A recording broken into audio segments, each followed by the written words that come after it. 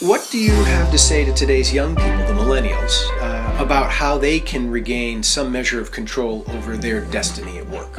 Well, I'm particularly excited by what I hear from the millennials. They get a bad rap that, they're spoiled, they haven't experienced any hardship, and they expect all these things.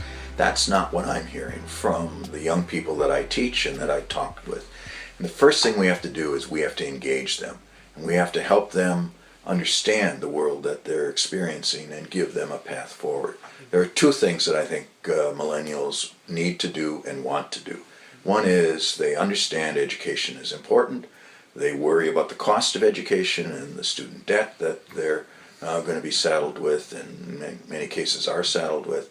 But we have to really encourage young people to stay in school, to get a good technical education if that's the direction they want to go, to get a good foundation in college so that they can continue to learn over time.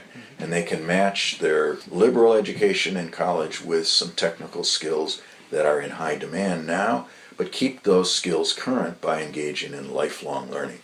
The job of the individual young person is to make sure that they have the skills and knowledge that are being expected and demanded in the economy, the knowledge economy, the innovation economy, whatever we want to call it, in the economy of the future, so that they can really solve problems together and they can use technology to augment their work. So that's the individual responsibility. The second thing that young people need to do is they need to work together.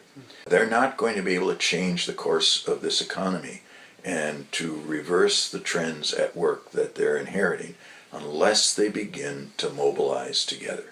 That they can use all the modern technology and social media to share information, to build networks, but they have to learn from what they're seeing out in society today. The fight for the $15 minimum wage, has had an enormous effect, first on the West Coast and around the country. Well, that is a way of demonstrating that voices can be heard when they're really put together in creative ways. They have to find ways to work together on a more sustained basis.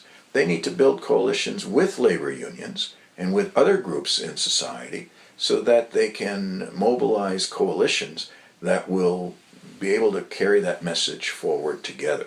And so I believe that if young workers both prepare themselves effectively for the economy of the future and the skills that are needed, then also start to raise their voices and say, we have done our part, now we need all our institutions to work with us, listen to us, and we will continue. We want to work on big problems. We want to solve our problems in the environment. We want to really work on social problems that we face in society. We're prepared to do our part, but we need you, government, we need labor, we need business, to do your part.